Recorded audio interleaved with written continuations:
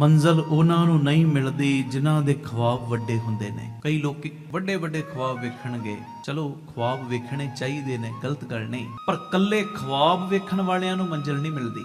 ਮੰਜ਼ਲ ਉਹਨਾਂ ਨੂੰ ਨਹੀਂ ਮਿਲਦੀ ਜਿਨ੍ਹਾਂ ਦੇ ਖੁਆਬ ਵੱਡੇ ਹੁੰਦੇ ਨੇ, ਬਲਕਿ ਮੰਜ਼ਲ ਉਹਨਾਂ ਨੂੰ ਮਿਲਦੀ ਏ ਜਿਹੜੇ ਆਪਣੀ ਜਿੱਦ ਦੇ ਉੱਤੇ ਅੜੇ ਹੁੰਦੇ ਨੇ। ਜਿੱਦ ਦੇ ਉੱਤੇ ਇਹ ਕੰਮ ਮੈਂ ਕਰਨਾ ਹੈ, ਆਖੋ ਧੰਨ ਗੁਰੂ ਰਾਮਦਾਸ ਜੀ, ਧੰਨ ਗੁਰੂ ਰਾਮਦਾਸ ਜੀ। ਆਹ ਕੰਮ ਮੈਂ ਕਰਨਾ ਹੈ। ਜਿਹੜੇ ਜਿੱਦ ਦੇ ਉੱਤੇ ਅੜ ਜਾਂਦੇ ਆ ਨਾ, ਉਹਨਾਂ ਨੂੰ ਜ਼ਰੂਰ ਮੰਜ਼ਿਲ ਮਿਲ ਜਾਂਦੀ ਹੈ। ਤੇ ਇਹ ਗੱਲ ਭੁੱਲਿਓ ਨਾ, ਜਿੱਦ ਕਰਨੀ ਹੈ ਚੰਗੇ ਕੰਮਾਂ ਦੀ, ਇਹ ਗੱਲ ਨਹੀਂ ਭੁੱਲਣੀ। ਜਿਹੜੀ ਵੀ ਜਿੱਦ ਕਰਨੀ ਹੈ, ਜਿਹੜੀ ਵੀ ਚੀਜ਼ ਤੋਂ ਹਾਸਲ ਕਰਨੀ ਹੈ ਨਾ, ਉਹ ਕੰਮ ਗੁਰਮਤ ਦੇ ਦਾਇਰੇ ਦੇ ਵਿੱਚ ਹੋਵੇ। ਆਹ ਚੀਜ਼ ਦਾ ਜ਼ਰੂਰ ਧਿਆਨ ਰੱਖੀ। ਆਖੋ ਧੰਨ ਗੁਰੂ ਰਾਮਦਾਸ ਜੀ, ਧੰਨ ਗੁਰੂ ਰਾਮਦਾਸ ਜੀ।